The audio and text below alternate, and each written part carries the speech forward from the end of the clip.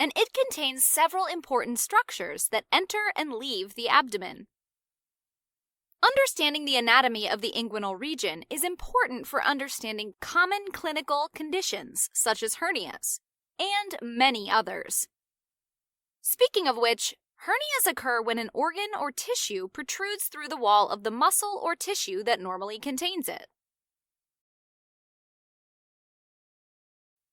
The majority of hernias occur in the abdominal cavity, or the inguinal region, through which subcutaneous fat, abdominal omental fat, or even abdominal viscera can protrude.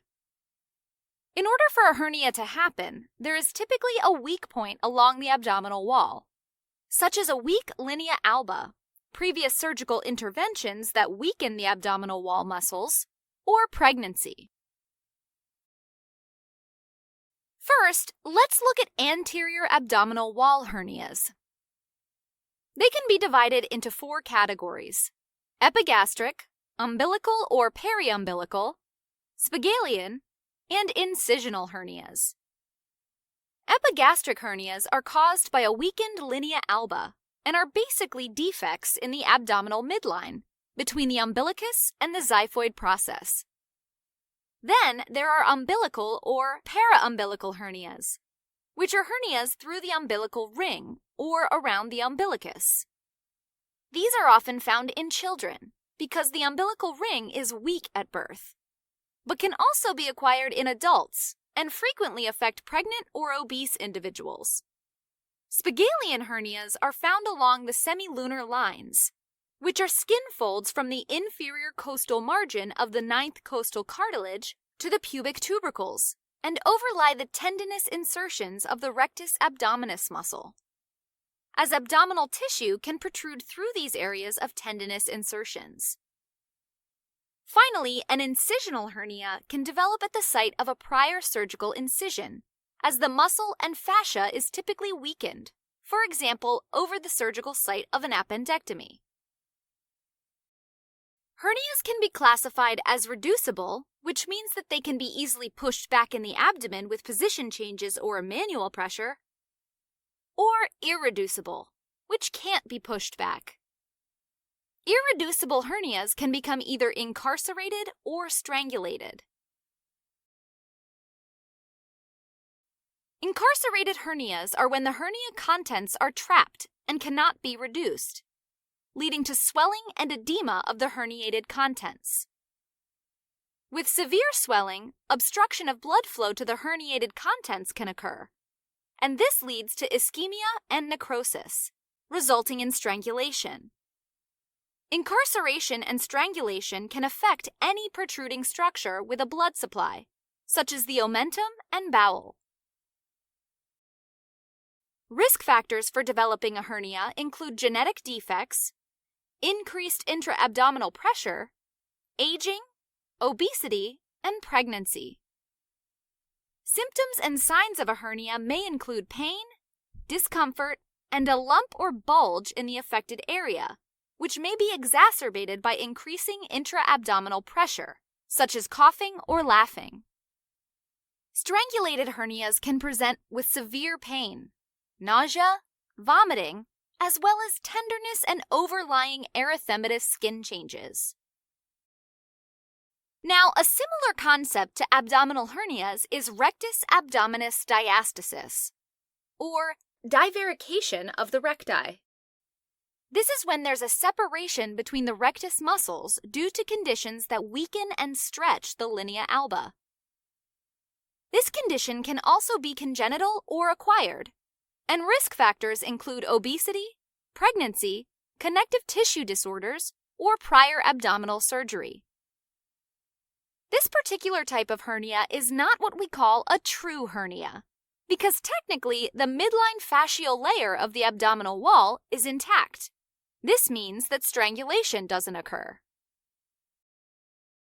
Individuals affected by rectus abdominis diastasis present with a midline abdominal ridge that becomes more obvious when increasing the abdominal pressure, and can disappear when the abdominal muscles are relaxed. Diagnosis is based on physical examination, and an abdominal ultrasound can be done to completely rule out a hernia. Time for a quick quiz. What are the 4 main types of anterior abdominal wall hernias?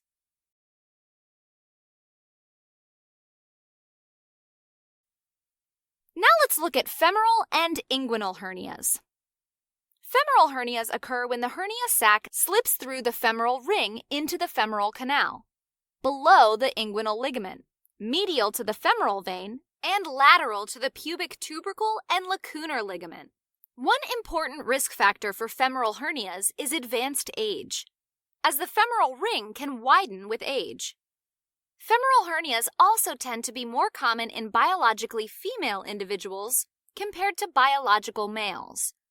But don't get confused, as inguinal hernias are a more common type of hernia in both biological males and biological females. Now, as the space in the femoral canal is limited, femoral hernias can often become irreducible and incarcerated, and subsequently can cause bowel obstruction if there is bowel located in the hernia sac. In time, this type of hernia can become strangulated and cause bowel ischemia and necrosis. On the other hand, there are 2 types of inguinal hernias, direct and indirect inguinal hernias, both occurring above the inguinal ligament when compared with femoral hernias. Direct inguinal hernias occur when there is weakness of the transversalis fascia. In this case, the hernia sac pushes through the weak portion of the transversalis fascia, above the inguinal ligament. Here, it protrudes into an area called Hesselbach triangle, which is bounded laterally by the inferior epigastric vessels, medially by the lateral wall of the rectus abdominis, and inferiorly by the inguinal ligament. You should note, direct hernias do not pass through the deep inguinal ring, and may only protrude through the superficial ring. Therefore, they have no direct route into the scrotum. Indirect hernias occur when the hernia sac emerges lateral to the inferior epigastric arteries, which is in contrast to direct inguinal hernias, and protrude through the deep inguinal ring into the inguinal canal, with the potential to extend distally into the scrotum. Indirect hernias are typically caused by a failure of the processus vaginalis to close in biologic males, or the deep inguinal ring to close in biologic females. Remember that the processus vaginalis is an embryonic structure that precedes the descent of the testes through the inguinal canal. Normally, after the testes have descended into the scrotum, this structure closes up, but in some cases it can remain open and allow for communication between the abdomen and the scrotum. Inguinal hernias are the most common type of hernia in both biologically male and female individuals, and they occur much more frequently in males. Direct inguinal hernias are more common in older individuals, where indirect ones are more common in infants. Compared to femoral hernias, indirect inguinal hernias are less likely to become strangulated, with direct inguinal hernias the least likely to become strangulated. Signs and symptoms of both femoral and inguinal hernias are a palpable bulge, often exacerbated by increased intra-abdominal pressure, pain, and discomfort. If an indirect hernia extends into the scrotum, then it can present as a larger palpable mass in the inguinal canal and scrotal sac. If a hernia becomes incarcerated and strangulated, for example during a femoral hernia, this can lead to overlying erythematous skin changes, as well as nausea, vomiting, clinical obstruction, and extreme pain. Okay, now let's take a more practical approach on how to distinguish these different types of hernias based on clinical exam and anatomical landmarks. On clinical examination, femoral hernias are typically palpated lateral and inferior to the pubic tubercle. Both direct and indirect inguinal hernias occur above the inguinal ligament. Direct inguinal hernias push through the Hesselbach triangle, medial to the inferior epigastric artery, and may protrude into the superficial inguinal ring. So clinically, they can be palpated superficial or medial to the pubic tubercle. Finally, indirect inguinal hernias protrude lateral to the inferior epigastric artery, into the deep inguinal canal, located at the midpoint of the inguinal ligament, and may extend through the inguinal canal and into the scrotum. Therefore, they may be clinically palpated with deep palpation using the tip of the finger anywhere along the inguinal canal, medial to the pubic tubercle where they exit the superficial ring, or along the spermatic cord and into the scrotum. However, keep in mind you still may be unable to identify which type of hernia is occurring based on the clinical exam alone. Okay, hernias can be resolved surgically with a procedure called herniorrhaphy, but sometimes complications arise. During hernia surgery, sometimes an artery called the aberrant or accessory obturator artery can be injured. Typically, the obturator artery branches from the internal iliac artery.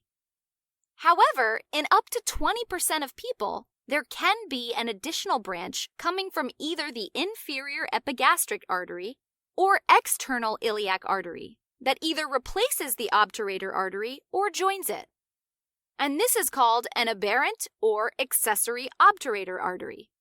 This artery runs in close proximity to the femoral ring and courses along the superior pubic rami. So during hernia repair, it can become injured or stapled.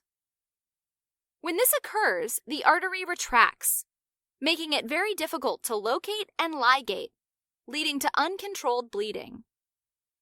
This artery has been referred to as corona mortis, which means crown of death, as injury to it can be fatal.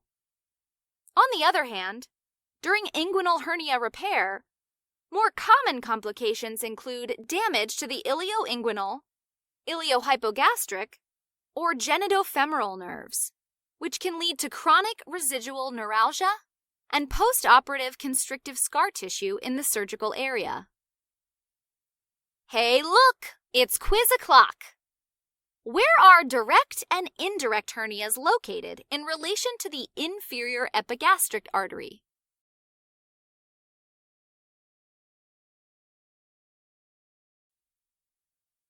Okay, now let's switch gears and look at the testes, specifically at cryptorchidism, which is the most common birth defect in biological males. Cryptorchidism is the abnormal or partial descent of either one or both testes into the scrotum before birth. Now, the testes develop during the first trimester in the abdominal cavity, where in the third trimester of pregnancy, they start to descend into the scrotum via the inguinal canal. In some biologic males, descent of the testes doesn't occur properly, and they can be found anywhere along the inguinal canal, while some may even be atrophied or absent. Risk factors for cryptorchidism include prematurity, low birth weight, specifically under 2.5 kilograms, and small for gestational age. Cryptorchid testes palpated in the inguinal canal usually descend by the age of 6 months, so the child must be closely monitored during this time. If the testes don't descend by then, a surgical procedure called orchiopexy can be done to bring them into the scrotum, and this should be done before the age of 1. Complications of cryptorchidism include infertility, malignancy, and testicular torsion. Next up, let's discuss varicoceles and hydroceles. A varicocele is a dilatation of the pampiniform plexus in either testicle, which is a network of small veins within the spermatic cord. It occurs in up to 20% of men, typically between the ages of 15 and 25. It is typically more common in the left pampiniform plexus for 2 reasons. First, unlike the right gonadal vein, which drains directly into the IVC, the left gonadal vein is longer and drains into the left renal vein at a more perpendicular angle. Second, the left renal vein may potentially be under higher pressure than the right due to compression between the aorta and superior mesenteric artery, as it courses between these two structures, resulting in a nutcracker effect. This further increases the intravascular pressure in the left gonadal vein and dilation of the pampiniform plexus. So typically, a varicocele occurs either bilaterally or in the left pampiniform plexus. In rare cases, an isolated right-sided varicocele occurs, which would raise suspicion for thrombosis or nearby malignant compression affecting the right gonadal vein. For example, compression from a right renal cell carcinoma. Varicoceles can be asymptomatic, but can also present with scrotal pain and a soft scrotal mass which looks and feels like a bag of worms on palpation. Not a comforting visual, we know. On examination, a varicocele decreases in a supine position and increases with standing or Valsalva maneuvers, and doesn't transilluminate when shining a light into the scrotum. Diagnosis is confirmed by an ultrasound that shows pampiniform plexus dilation and retrograde venous flow. Complications of a varicocele include infertility due to increased temperature and testicular atrophy. On the other hand, a hydrocele is when there's peritoneal fluid that collects within the tunica vaginalis of the scrotum and is often congenital. Remember the processus vaginalis? Well, when it fails to close, that doesn't only increase the risk of inguinal hernias, but also allows for peritoneal fluid to flow into the tunica vaginalis. A hydrocele can also be acquired at any age, typically following infection, trauma, or a tumor. Individuals present with a soft, fluctuant, non-tender fullness in the hemiscrotum. Unlike varicoceles, hydroceles transilluminate when shining a light into the scrotum, which has a red glow indicating serous fluid in the scrotum. Hydroceles can be precipitated by inflammatory conditions, such as epididymitis and testicular torsion. And complications include transformation into a hematocele, which is a collection of blood in the hemiscrotum, as well as calcification and testicular atrophy. Finally, there's testicular torsion, which is just as painful as it sounds. It's one of the most common causes of acute scrotal pain in infants and post-pubertal boys, and is most common in adolescents. It often happens due to insufficient fixation of the testis to the tunica vaginalis. This leads to hypermobility and twisting of the testis and the spermatic cord, typically affecting the pampiniform plexus first, reducing venous outflow, where the arterial blood flow is initially preserved and decreased. However, with prolonged compression, the arterial supply eventually becomes completely occluded, leading to hemorrhagic infarction and necrosis. Testicular torsion can happen spontaneously or after trauma or vigorous physical activity. Individuals present with a swollen erythematous, tender scrotum, along with acute onset scrotal pain, lower abdominal pain, nausea, and vomiting. Furthermore, individuals may have an asymmetrical high-riding testicle on the affected side due to shortening of the spermatic cord. Also, elevation of the testicle doesn't relieve the scrotal pain, which is called a negative Pren sign.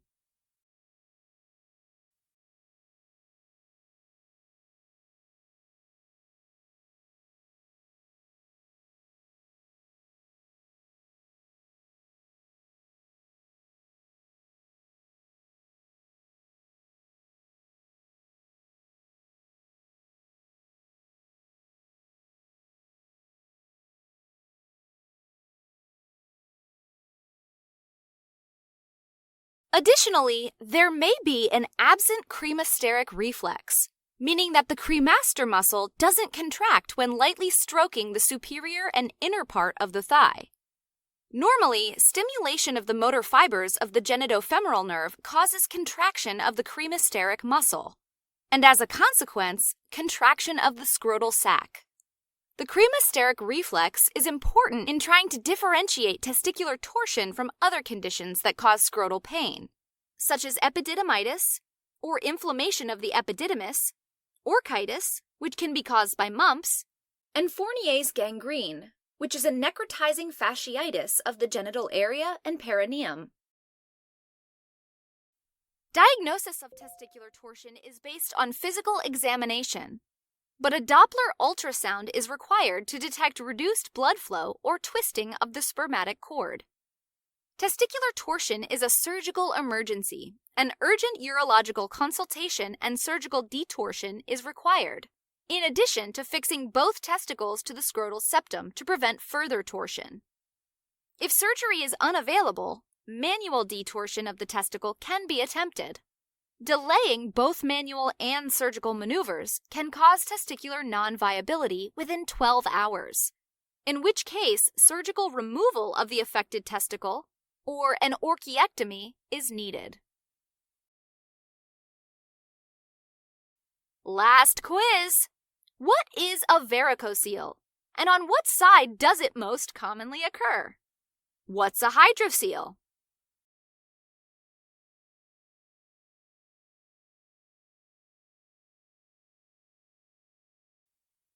All right, as a quick recap, hernias in the anterior abdominal wall can be divided into epigastric, umbilical, spigelian, and incisional hernias. Reducible hernias can be easily pushed back into the abdomen, while irreducible hernias can't. Irreducible hernias can eventually become incarcerated or strangulated, where the hernia contents lose their blood supply and become ischemic and necrotic. Rectus abdominis diastasis is when there's a separation between the medial sides of the rectus muscles due to a weakened and stretched linea alba. Femoral hernias occur when the hernia sac protrudes through the femoral ring into the femoral canal. They occur more commonly in older biological females and have a higher likelihood of becoming strangulated due to the tight space of the femoral ring. Inguinal hernias are the most common type of hernia in both biological males and females, and they can be direct or indirect. Direct hernias are caused by weakness of the transversalis fascia, where the hernia sac protrudes into the Hesselbach triangle, medial to the inferior epigastric artery, and can push into the superficial inguinal ring, but not into the scrotum. Indirect hernias can be caused by a patent processus vaginalis and occur lateral to the inferior epigastric artery and protrude through the deep inguinal ring into the inguinal canal and may extend into the scrotum. Cryptorchidism is the abnormal or partial descent of the testes prior to birth. Complications include infertility, malignancy, and testicular torsion. A varicocele is a dilatation of the pampiniform plexus. More often, it occurs on the left side and doesn't transilluminate on examination.